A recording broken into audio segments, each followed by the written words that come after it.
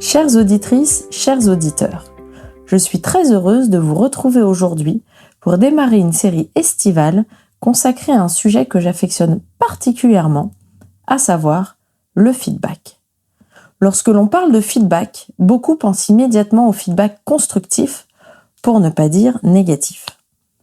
Pourtant, j'ai choisi de commencer par celui que l'on oublie le plus souvent, le feedback positif. Pourquoi ? Parce qu'avant de savoir recadrer un collaborateur, il faut d'abord savoir reconnaître ce qu'il fait de bien. Et malheureusement, dans beaucoup d'entreprises, on passe beaucoup plus de temps à corriger les erreurs qu'à valoriser les réussites. Avant d'aller plus loin, j'aimerais donc vous inviter à réfléchir quelques instants. Si tel est le cas, pourquoi donnez-vous aussi peu de feedback positif ? Qu'est-ce qui vous retient vraiment ? Dans la plupart des cas, ce n'est pas un manque de temps. C'est un ensemble de croyances. Et la première, qui est sans doute la plus répandue, est « il ou elle fait simplement son job ». Donc je ne vais pas la féliciter parce que juste elle fait son travail. Mais laissez-moi vous poser une question. Lorsque votre manager vient vous voir et vous dit « bravo, t'as fait un excellent travail », est-ce que vous dites qu'il est complètement fou parce que vous avez simplement fait votre travail ? Non, en réalité, cela fait extrêmement plaisir, ça donne de l'énergie, ça donne envie d'aller plus loin. Donc, fausse croyance. Deuxième croyance, j'ai pas le temps. Certes, vous êtes très occupé. Pourtant, combien de temps prend réellement un feedback ? Surtout un feedback positif. Moins de 2 minutes à tout casser. À l'inverse, combien de temps prend le recrutement d'un nouveau salarié ? Qui serait parti par manque de reconnaissance ? Alors, entre le tri de CV, les entretiens d'embauche, soit 1 heure multipliée par 3 ou 4 candidats, si ce n'est plus, le calcul est quand même vite fait. La véritable question n'est donc pas « ai-je le temps ?», mais plutôt « où est-ce que je choisis de mettre mon temps ?» Et enfin, les dernières raisons qui peuvent empêcher certains managers de donner du feedback positif, c'est souvent qu'ils craignent qu'en félicitant leurs équipes, celles-ci se reposent sur leurs acquis. Et là, j'ai envie de vous retourner à nouveau la question. Lorsque quelqu'un vous félicite sincèrement, est-ce que pour autant vous avez envie d'en faire moins ? Ou à l'inverse, vous avez envie de continuer sur votre lancée ? Car la reconnaissance donne rarement envie de ralentir. Au contraire, elle donne surtout envie de confirmer et de montrer que l'on est capable d'accomplir du bon travail. Donc pourquoi le feedback positif est-il aussi puissant ? Parce qu'il agit sur plusieurs leviers. D'abord, il développe la confiance. Et un collaborateur qui a confiance en lui, il va oser davantage, il va prendre plus d'initiatives et surtout il va progresser plus rapidement. Ensuite, le feedback positif favorise la reproduction des bons comportements. Ce que vous valorisez va se réitérer. Vous indiquez très clairement à votre collaborateur ce que vous attendez de lui et donc, il va être capable de répondre à votre demande. Enfin, le feedback positif va renforcer votre leadership parce qu'on a naturellement envie de suivre un manager qui sait reconnaître les efforts, qui sait encourager et qui sait remercier. Et d'ailleurs, j'aime beaucoup cette idée qui est que chaque feedback positif va vous faire gagner des points en tant que leader. À condition, bien sûr, que vos feedbacks soient justifiés et authentiques. Et plus ce compte est rempli, plus il vous sera facile, le jour où vous devrez faire un feedback constructif, d'être entendu. Parce que vous aurez gagné la confiance de vos équipes. Alors, maintenant se pose la question de savoir comment construire un bon feedback positif. Parce que oui, un feedback positif ne s'improvise pas. Mais la bonne nouvelle, c'est qu'il n'y a rien de compliqué.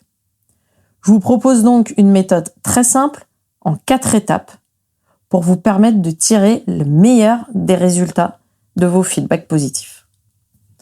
Première étape, l'observation. Vous commencez toujours par un fait. Par exemple, j'ai remarqué que tu avais terminé ce dossier avec 2 jours d'avance. Tout simplement. Deuxième étape, l'impact. Vous expliquez en quoi ce comportement est positif. Par exemple, grâce à ton anticipation, nous avons pu répondre au client beaucoup plus rapidement et il était extrêmement satisfait.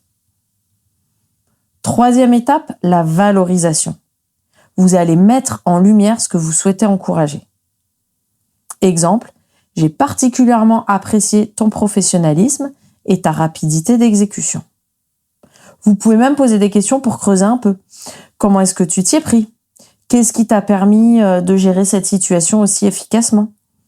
Ça permettra à votre collaborateur de réfléchir à la méthode utilisée pour obtenir de la performance, ce qui lui donnera envie de répéter.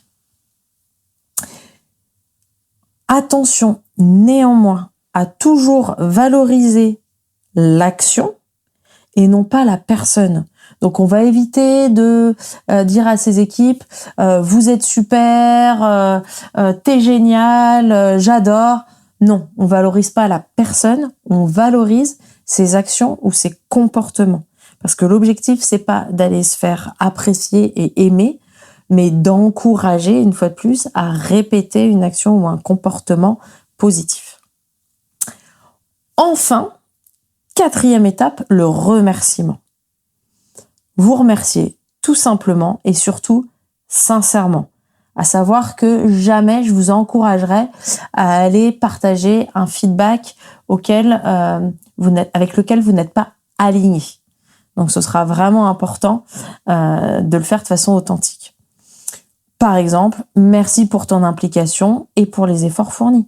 Ça peut être quelque chose de très très simple. Je vous donne un autre exemple concret. Imaginons que vous ayez une collaboratrice ou un collaborateur qui a réussi à gérer un client particulièrement mécontent. Au lieu de simplement lui dire « Bravo, c'était super ». Oui, quoi, comment, qu'est-ce qui était super, je ne sais pas. C'est là où je vais vous inviter à davantage détailler. Vous pourriez donc lui dire « J'ai remarqué la façon dont tu as géré ce client qui était particulièrement mécontent tout à l'heure.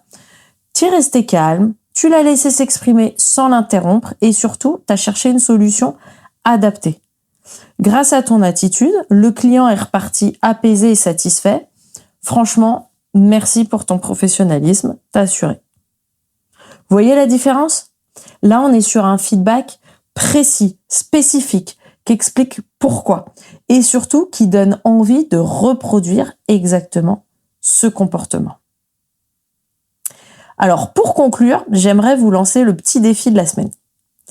Pendant les 7 prochains jours, je vous invite à donner au moins un feedback positif par jour, que ce soit à un collaborateur, à un collègue, à votre manager, parce que votre manager aussi a le droit à sa reconnaissance, à votre conjoint, à vos enfants, à des amis, peu importe. Mais je vous demanderai simplement de le faire de manière précise en vous appuyant sur des faits.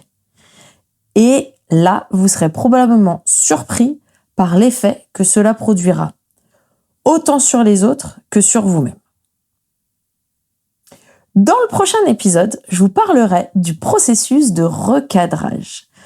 Nous verrons pourquoi un bon manager dialogue toujours avant de sanctionner et surtout comment réussir à accompagner un collaborateur pour le faire changer d'attitude, de comportement ou d'efficacité.